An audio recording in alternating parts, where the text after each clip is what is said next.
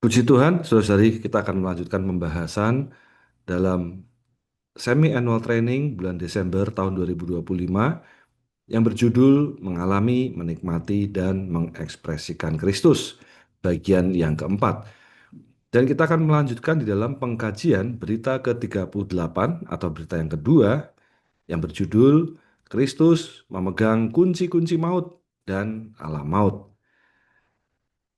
Judul dan ayat penting dalam berita ini, yang pertama adalah di dalam Wahyu pasal 1 ayat 17b sampai 18. Dikatakan, "Aku adalah yang pertama dan yang terakhir, dan yang hidup. Aku pernah mati. Lihatlah, sekarang aku hidup sampai selama-lamanya, dan aku memegang kunci-kunci maut dan alam maut." Jadi bagian yang pertama, saudari, kita dapat melihat inilah yang pertama dan yang terakhir dan memegang kunci-kunci maut dan alam maut. Kemudian bagian yang kedua dalam bagian berita ini adalah mengenai lubang yang tak berdasar.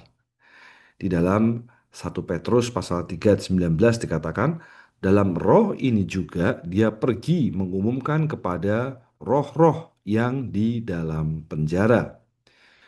Dan Wahyu pasal 9 ayat 1 mengatakan, malaikat kelima meniup sangkakala dan aku melihat satu bintang dari langit jatuh ke bumi dan kepadanya diberikan kunci lubang yang tak berdasar. Nah, saudari, ada dua hal ini yang perlu menjadi perhatian kita bersama. Kembali di dalam Wahyu pasal 1 ayat 17b. Kristus adalah yang pertama dan yang terakhir.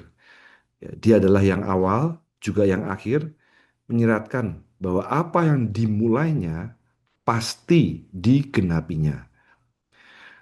Kemudian kita dapat melihat di dalam ayat 18, ya. Karena manusia jatuh dan berdosa, maka maut telah masuk dan bekerja di bumi, mengumpulkan semua orang dosa ke alam maut. Sebab itu, terhadap orang dosa, maut adalah pengumpul. Alam maut ialah penyekat. Tetapi, anak kunci maut dan alam maut ada di tangan Kristus yang sudah mati dan bangkit. Puji Tuhan. Saudari, jadi kita dapat melihat bahwa dalam bagian ini, kita dapat melihat perkara maut dan alam maut. Karena semua manusia telah berbuat dosa, ya, dan upah dosa adalah maut. Maka saudara-saudari, maut adalah mengumpulkan, ya, orang-orang dosa, dan di dalam maut itulah disekap. Nah, kita juga melihat ada lubang yang tak berdasar di dalam kitab Wahyu pasal 9 ayat 1. Di sana ada kunci lubang yang tak berdasar. Ini adalah abyss, ya. Juga ada tempat di mana roh-roh ya, ada di dalam penjara. Kita akan memasuki hal itu di bagian berikutnya, saudara, ya. Kemudian kita dapat melihat struktur berita di dalam berita yang ke-38 ini, ya. Berita ini berjudul Kristus memegang kunci-kunci maut dan alam maut.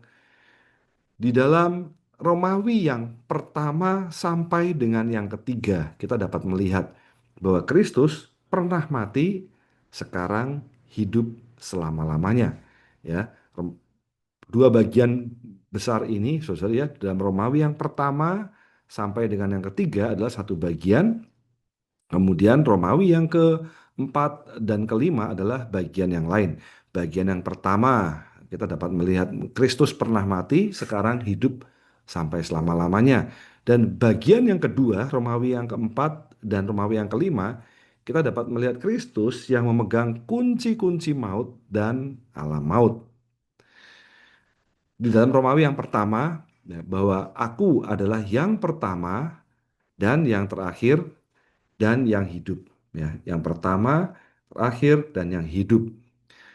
Saudari, bahwa Tuhan Yesus bukan hanya yang pertama atau bahasa Inggrisnya adalah first, the first, tetapi juga adalah yang awal atau beginning. Ya, dia juga bukan hanya yang terakhir atau last, tetapi juga akhir itu sendiri atau end. Jadi dia dia saudara ya, Tuhan Yesus bukan hanya the first and the last, tetapi juga beginning dan end atau ending ya, akhir. Puji Tuhan ya. Dia adalah yang pertama, yang terakhir dan yang hidup. Amen. Di dalam kapital A sampai B membahas bahwa Kristus adalah yang pertama dan yang terakhir. Kapital C sampai D membahas dia memulai kehidupan gereja, dia pasti akan merampungkannya. Ya, semoga kita berkesan dengan bagian ini ya. Ada first, last, beginning, ending ya. Itulah Kristus kita. Amen. Kemudian di dalam Romawi yang kedua, aku pernah mati, lihatlah sekarang aku hidup sampai selama-lamanya. Ya, Kristus pernah masuk ke dalam alam maut. Ya, ini pernah masuk dalam alam maut. Tetapi maut tidak dapat menahan dia karena dia adalah kebangkitan. Puji Tuhan bahwa kebangkitan adalah perpanjangan hari-hari Tuhan. Ya, jadi kita dapat melihat di dalam kapital A sampai B membahas Kristus pernah mati dan bangkit. Kapital C sampai D membahas melalui penyaluran hayat dan hidup selama-lamanya. Nah, di dalam Romawi yang ketiga, saudara ya, ini adalah di dalam roh ini juga dia pergi mengumumkan kepada roh-roh di dalam penjara. Nah, saudara ya, jadi roh-roh ini ya tidak mengacu kepada roh-roh manusia yang sudah mati dan tidak bertubuh yang berada di alam maut ya atau Hades, melainkan mengacu kepada malaikat-malaikat ya. Malaikat-malaikat itu adalah roh-roh yang jatuh karena ketidaktaatan pada zaman Nuh.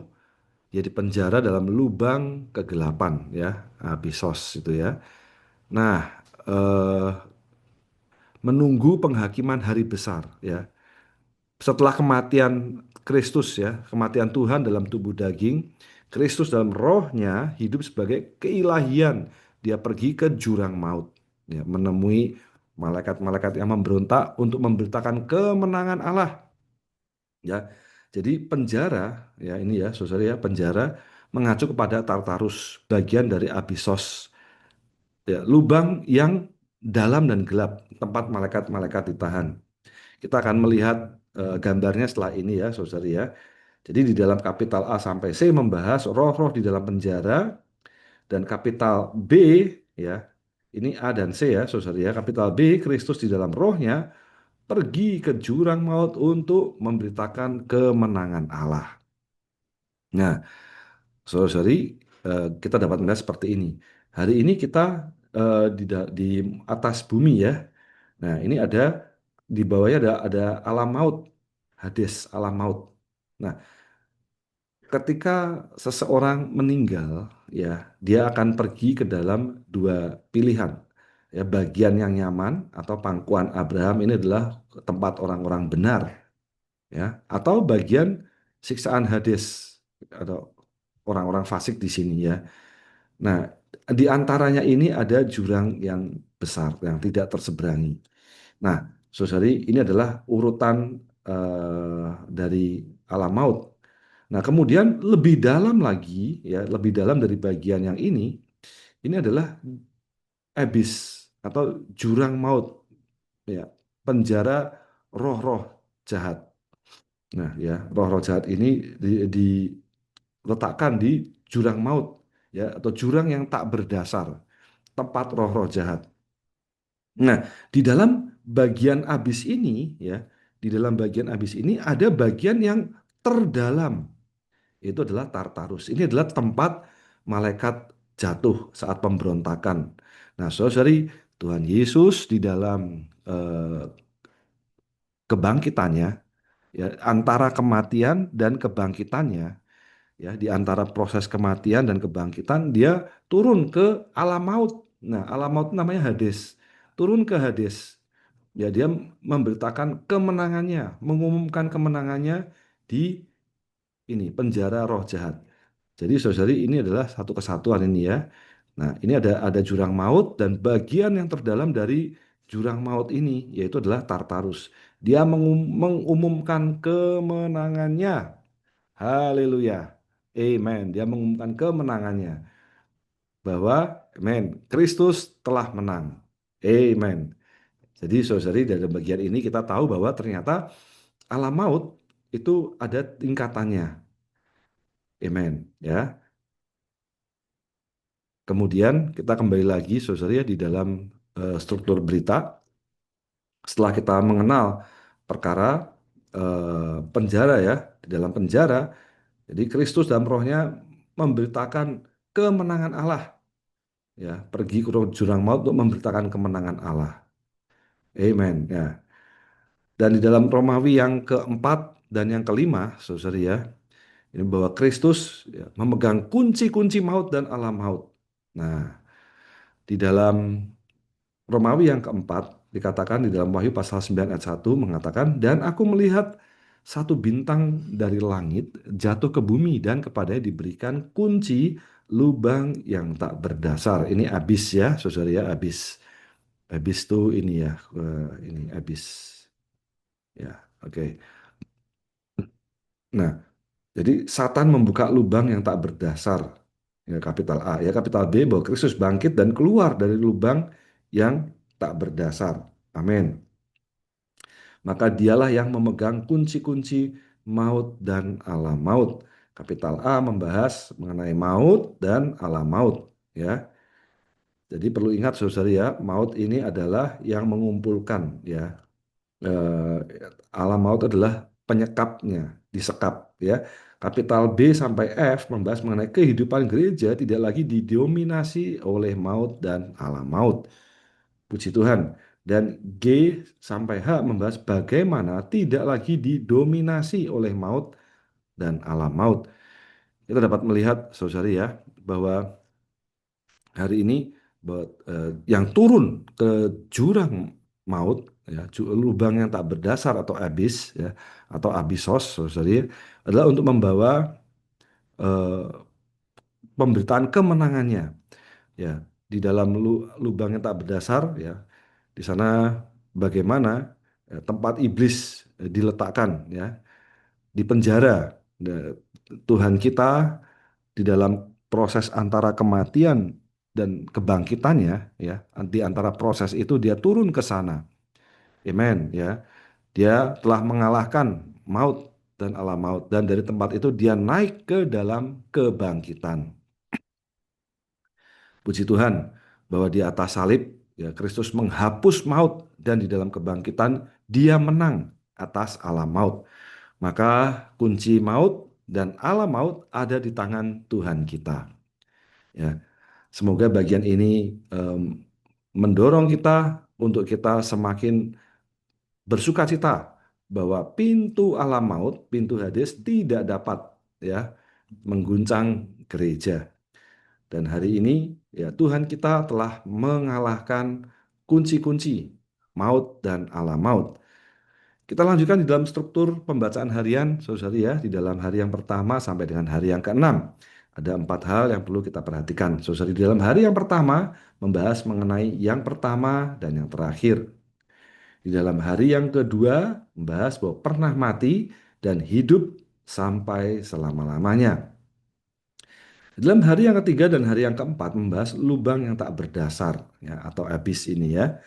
Dan di dalam hari yang kelima dan hari yang keenam membahas mengenai maut dan alam maut. Kembali, saudari, di dalam hari yang pertama, pokok di dalam hari yang pertama bahwa Kristus adalah yang pertama dan yang terakhir dan yang hidup. Puji Tuhan, Dia yang memulai kehidupan gereja, Dia pasti akan merampungkannya. Semoga kita masih ingat, saudari, di dalam berita sebelumnya, di dalam berita yang pertama, bahwa kitab Wahyu ini adalah kitab kesimpulan, ya, perampungannya. Apa yang telah ditaburkan di dalam kitab-kitab sebelumnya, khususnya dari kitab Kejadian, sampai surat-surat kiriman, dan akhirnya dirampungkan di dalam kitab Wahyu. Saudari, dia yang memulai, dia juga yang akan menggenapi atau merampungkannya. Kemudian di dalam hari yang kedua, kita dapat melihat bahwa dia pernah mati dan hidup sampai selama-lamanya. Kristus pernah mati dan hidup sampai selama-lamanya. Ya, sehingga di dalam kebangkitannya dia menyalurkan hayat hidup sampai selama-lamanya. Nah, apa yang dia lakukan pada saat kematian dan sebelum kebangkitan? Nah, saudari, ini yang perlu kita lihat lebih dalam ya, bahwa di dalam bagian ini ya, bahwa dalam roh Kristus pergi mengumumkan kepada roh-roh yang ada di dalam penjara ya. Nah, di dalam abis ya, jurang yang tak berdasar ya. Dia pergi ke lubang yang tak berdasar memberitakan kemenangan Allah. Haleluya, mengumumkan kemenangan Allah. Nah, dan kita perlu memiliki pengenalan dan pengalaman ya. Kita perlu mengenal ya akan lubang yang tak berdasar. Sehingga saudari kita perlu mengalami ya dalam lubang yang tak berdasar. Sehingga hasilnya kita memuji Tuhan, kita memuji Kristus. Ya. Dialah yang memegang kunci-kunci maut dan alam maut. Haleluya. Kristus menghapus maut dan menang atas alam maut. Amin. Ya. Nah, kita tidak lagi didominasi oleh maut dan alam maut. Di dalam kehidupan gereja tidak lagi didominasi oleh maut dan alam maut. Sehingga bagaimana kita tidak lagi didominasi oleh maut dan alam maut, di dalam hari yang keenam kita akan melihatnya. Nah, mari saudara kita masuk di dalam hari yang pertama. Hari yang pertama membahas mengenai Kristus adalah yang pertama dan yang terakhir dan yang hidup. Ya, dia yang pertama, yang terakhir, dia ada awal dan akhir. Dia memulai kehidupan gereja dan dia pasti akan menggenapkannya. Ya, di dalam Wahyu pasal 1 ayat 17b sampai 18a, bahwa aku adalah yang pertama dan yang terakhir dan yang hidup. Ayat ini jelas ya, bahwa Kristus adalah yang pertama, yang terakhir, yang hidup. Di dalam Wahyu pasal 22:13 dikatakan, aku adalah Alfa dan Omega, yang pertama dan yang terakhir, awal dan akhir. Nah, Kristus adalah yang pertama, dia juga adalah yang terakhir. Apa yang dia mulai pasti digenapinya. Jadi, saudara kita perlu berkesan bahwa kata yang pertama menunjukkan bahwa sebelum dia tidak ada yang memulai. Dan yang terakhir, setelah dia tidak ada yang mengakhirinya. Maka dialah benar-benar ya eh, beginning ya, pemula pertama ya, dan juga adalah yang mengakhirinya, ending atau end ya, selesai begitu. Nah, dia adalah yang awal. Amen ya. Kata awal ini berarti dia permulaan segala sesuatu. Dia juga ada merampungkannya. Semoga kita berkesan demikian. Jadi bahwa Kristus kita adalah segalanya, mencakup segalanya, yang pertama dan yang terakhir ya. Puji Tuhan. Kemudian dalam Wahyu pasal 10 ayat 7 dikatakan, tetapi pada hari-hari malaikat ketujuh bersuara, apabila dia akan meniup sangkakala, tergenaplah misteri Allah. Sebagaimana dia memberitakan kabar baik kepada hamba-hambanya sendiri, yaitu para nabi. Nah, ini menjamin pada kita bahwa setelah dia memulai kehidupan gereja, dia pasti akan menggenapkannya. Saudari, bahwa Tuhan Yesus tidak akan membiarkan pekerjaannya terbengkalai di tengah jalan. Jadi bahwa Kristus yang berjalan di tengah-tengah gereja sebagai kepala gereja-gereja dan sebagai pemilik gereja-gereja, dialah yang hidup. Jadi semua gereja lokal sebagai ekspresi tubuhnya seharusnya hidup, segar, dan kuat. Puji Tuhan. Nah, saudari kita berkesan dengan bagian ini, ya. Nah, yang hidup, maka kita juga seharusnya juga hidup segar dan kuat. Amen. Haleluya. Hari yang kedua, bahwa Kristus pernah mati dan hidup sampai selama-lamanya. Ya, dia pernah mati dan hidup kembali di dalam Wahyu pasal 1 ayat 18. Dan yang hidup, aku pernah mati, lihatlah sekarang aku hidup sampai selama-lamanya. Dan di dalam Kisah Para Rasul pasal 2 ayat 24 dikatakan, tetapi Allah membangkitkan dia setelah melepaskan dia dari sengsara maut, karena maut tak dapat menahan dia. Semoga dari gambar yang di awal kita berkesan ya, kata sengsara maut betul ya. Dan Puji Tuhan, maut tidak dapat menahan dia. Ya, Kristus pernah masuk ke dalam alam maut, tetapi maut tidak dapat menahan dia. Puji Tuhan, ya. Nah, melalui kebangkitan dan penyaluran hayat, dia hidup selama-lamanya. Ya, puji Tuhan. Di dalam Wahyu pasal 1:18 dia hidup sampai selama-lamanya. Ini ya, saudara ya, hidup sampai selama-lamanya. Jadi bahwa perkara kebangkitan adalah keperpanjangan hari-hari Tuhan. Dia di dalam kebangkitannya akan tetap ada sampai selama-lamanya. Ya, karena tentunya adalah di dalam kebangkitan. Agar Kristus menyalurkan hayat, ya perlu merupakan dia yang hidup. Amen ya. Kristus adalah dia yang hidup itu, maka poin utamanya adalah dia merupakan yang hidup selama-lamanya dan dia hidup di dalam kita. Nah, dia menghendaki kita meninggalkan berbagai kematian dan bangkit menjadi gereja yang hidup. Ya, semakin kita hidup, kita semakin merupakan kesaksian Yesus yang hidup. Ya, amen. Nah, kemudian ada 5 pertanyaan mengenai lubang tak berdasar. Kapan Kristus pergi ke sana? Di mana itu? Mengapa Kristus pergi ke sana? Di sana apa? Di sana akan terjadi perkara apa? Kita belajar mengalaminya.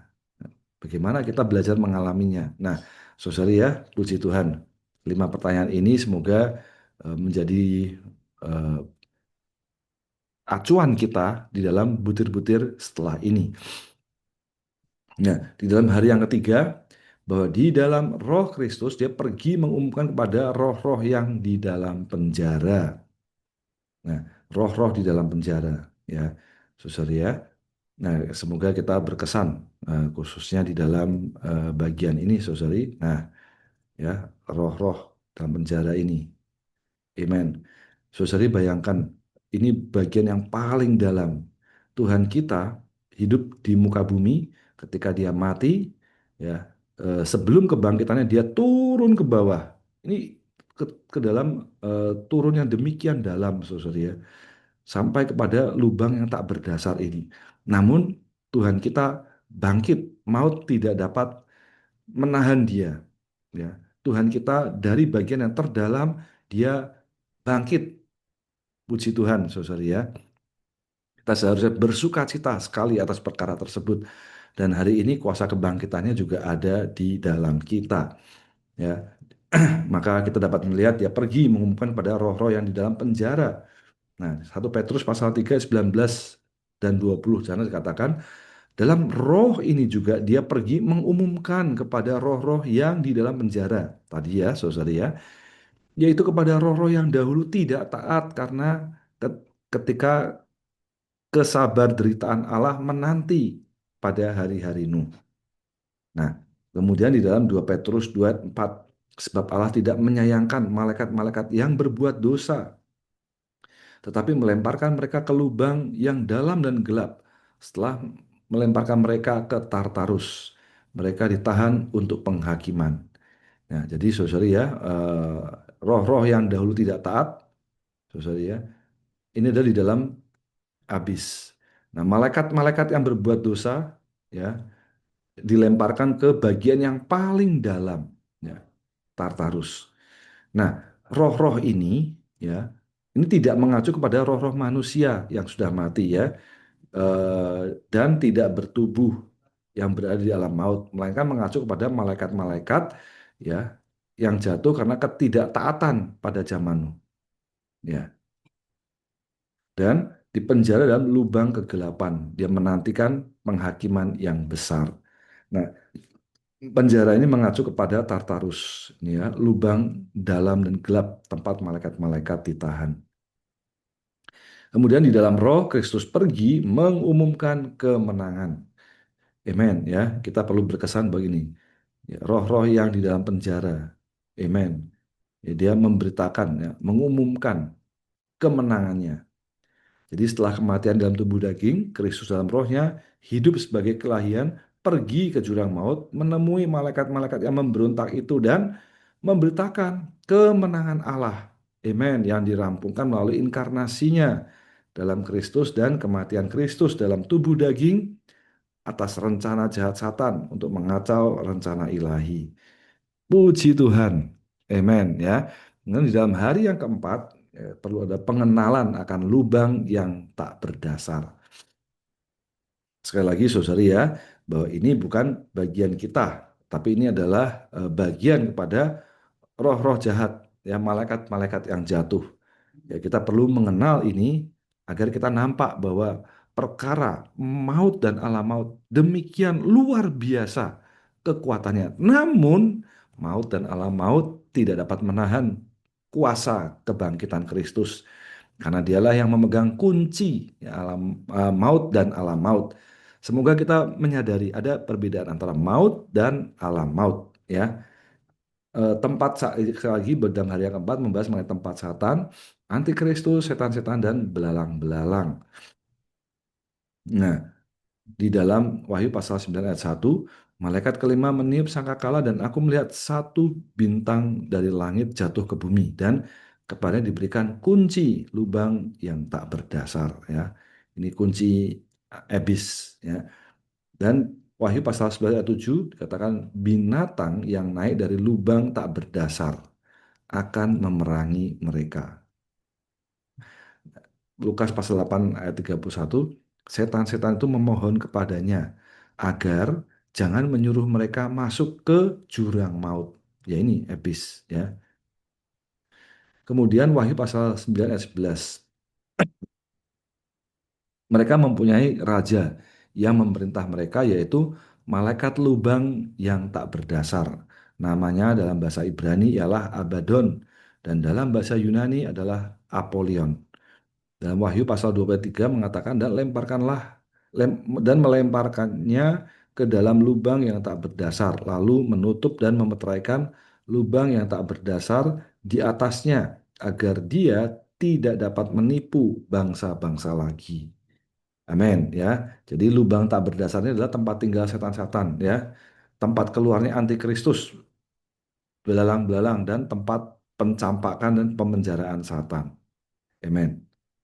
Nah, tempat Kristus pergi setelah dia mati dan bangkit. Di dalam Roma pasal 10 ayat 7 dikatakan, atau siapa yang akan turun ke jurang maut, yaitu untuk membawa Kristus naik dari antara orang mati.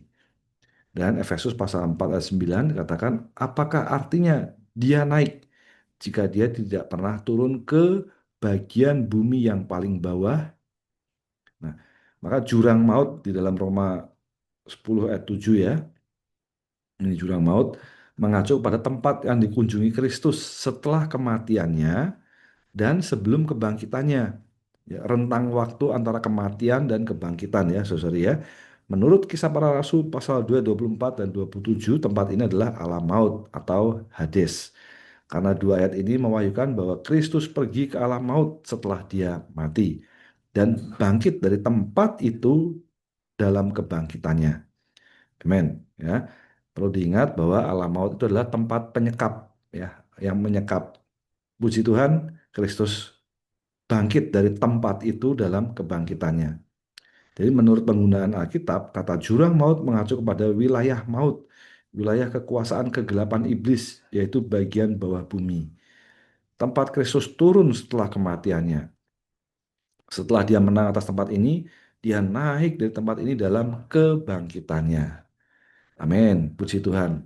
Semoga kita sangat berkesan kuat atas perkara ini. Nah, dari yang keempat membahas mengenai bagaimana pengalaman kita di dalam lubang yang tak berdasar. Maka, saudari, amin. Secara berkebalikan, betapa Kristus itu seharusnya berumah ya. Nah, dia berumah, dia tinggal di dalam kita sehingga hari ini kita boleh mengalami segala apa adanya dia. Ingat saudari bahwa panjang berita ini kita perlu mengalami, menikmati dan mengekspresikan Kristus. Dan Kristus dia sekarang berumah di dalam kita. Nah, Efesus pasal 3 ayat 17 mengatakan agar Kristus berumah di dalam hatimu supaya kamu berakar dan berdasar di dalam kasih melalui iman. Nah, jadi kata berumah ini bahasa Yunani saudara ya, bentuk penekanan dari tinggal. Ya. Arti kata ini mirip dengan frase bahasa Inggris settle down, ya, menetap atau berdiam secara tetap. Terjemahan terbaik dari kata ini ialah Kristus berumah di dalam hati kita. Nah, bagaimana Kristus berumah di dalam hati kita? Ada 4 tahap, ya. Tinggal secara mendalam. Jadi ada 4 tahap tinggal di dalam Tuhan dalam hal kebenaran. Saya bacakan, saudara, ya, bahwa dalam Perjanjian Baru bukan hanya menyebutkan di dalam, tetapi juga tinggal. Dalam Yohanes pasal 15 mengatakan, hendaklah kita tinggal di dalam Tuhan. Tetapi dalam terjemahan Chinese Union Version diterjemahkan sebagai senantiasa di dalam Tuhan. Ini justru menghilangkan kata kerja yang utama. Di sini bukan berarti senantiasa berada di dalam.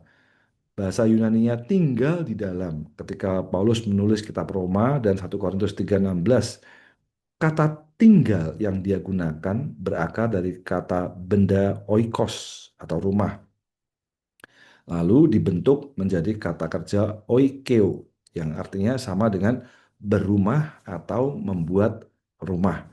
Kemudian dalam Efesus pasal 3:17 Paulus lebih lanjut menekankan ke dalam secara mendalam, deep down, ya, menjadi katoikeo yang berarti berumah secara mendalam. Hal ini memperlihatkan kepada kita bahwa Alkitab membicarakan tinggal memiliki 4 tahap. Yang pertama, di dalam. Selanjutnya, tinggal di dalam. Kemudian, berumah dan lebih lanjut lagi, berumah secara mendalam. Puji Tuhan, saudara, ya. Kita lanjutkan di dalam hari yang kelima, bahwa Kristus memegang kunci-kunci maut dan alam maut. Ya, maut dan alam maut di dalam Wahyu 1 ayat 18. Ya, dikatakan, aku pernah mati, lihatlah sekarang, aku hidup sampai selama-lamanya. Dan aku memegang kunci-kunci maut dan alam maut. Ya, jadi karena manusia jatuh dan berdosa, maka maut telah masuk. Ya, kini sedang bekerja di bumi untuk mengumpulkan semua orang dosa ke alam maut, yaitu tempat orang mati ditahan. Ya, alam maut ini adalah Hades, saudara, ya, tempat orang mati ditahan. Nah, Kristus menghapus maut dan menang atas alam maut. Kisah Para Rasul pasal 2:24 dikatakan, tetapi Allah membangkitkan dia setelah melepaskan dia dari sengsara maut, karena maut tidak dapat menahan dia. Kemudian Ibrani pasal 2:14 mengatakan supaya melalui kematiannya dia dapat menghapuskan dia yang berkuasa atas maut, yaitu iblis. Nah, Filipi pasal 3:10 mengatakan supaya aku mengenal Kristus dan kuat kuasa kebangkitannya dan persekutuan dalam penderitaannya serta diserupakan kepada kematiannya.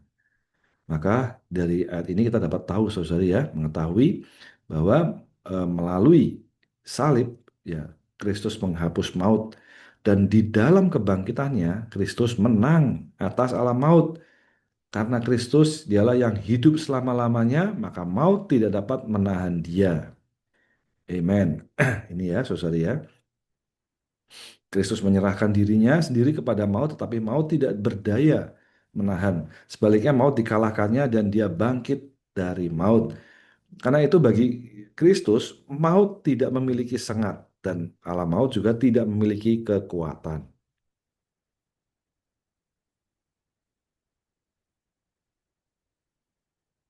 Kemudian di dalam hari yang keenam kita dapat melihat kita tidak lagi didominasi oleh maut dan alam maut. Dan dalam kehidupan gereja, puji Tuhan, saudara, ya, ya, di dalam Matius pasal 16 ayat 18 dikatakan, di atas batuan ini aku akan membangun gerejaku dan pintu alam maut tidak akan menguasainya. Nah, saudara, ya, puji Tuhan, hari ini eh, pintu alam maut, ya, tidak akan mengatasi gereja. Maka kita perlu masuk ke dalam kehidupan gereja. Seharusnya kehidupan gereja, saudara, ya, kita tidak lagi didominasi oleh maut dan alam maut. Karena Kristus di dalam gereja adalah dia memegang kunci maut dan alam maut, maka maut dan alam maut tidak seharusnya memiliki kekuatan apapun atas kita. Dalam kehidupan gereja, kunci maut dan alam maut ada di tangan Tuhan. Nah, bagaimana tidak lagi didominasi oleh maut dan alam maut? Nah, dalam Wahyu pasal 20 ayat 14 mengatakan, maut dan alam maut dilemparkan ke dalam telaga api. Inilah kematian yang kedua, yaitu telaga api. Nah, jika kita memberi kedudukan, kesempatan, dan jalan yang bebas kepada Tuhan Yesus untuk beroperasi dan bertindak di dalam kita, amen, maka maut dan alam maut ya di bawah kendalinya. Kita seharusnya memuji Tuhan bahwa Kristus memegang kunci-kunci maut dan alam maut. Amen. Kiranya hari ini kita kembali ya dan di dalam kesatuan dengan Kristus. Amen. Dia yang telah mengalahkan maut dan alam maut. Maka saudara-saudari, Kristus tinggal di dalam gereja, gereja tidak lagi ya, gereja tidak akan mengatasinya. Gereja mau tidak akan mengatasi ya, mengalahkan gereja. Kiranya hari ini di dalam kehidupan gereja kita boleh bersama dengan saudara-saudari mempersaksikan bahwa Kristus kita telah menang atas maut, Dia telah bangkit. Amin. Sebagai penutup, saudari, amin, bahwa pembangunan gereja pasti akan rampung, ya, karena dialah yang awal, dia juga yang terakhir, dia juga yang hidup. Maka pembangunan ini tidak akan terbengkalai. Dan pengenalan akan lubang yang tak berdasar dan pengalaman kita dalam lubang yang tak berdasar adalah melalui kita membiarkan Kristus berumah di dalam kita. Nah, saudari, puji Tuhan, sehingga di dalam hidup gereja, kehidupan gereja tidak lagi didominasi oleh maut dan alam maut. Karena dalam kehidupan gereja, kita satu dengan Sang Kebangkitan itu, dialah Kristus. Puji Tuhan, karena di tangannya, di dalam tangan Kristus, amen, dialah yang memegang kunci ya, maut dan alam maut. Mulia bagi Tuhan. Amin.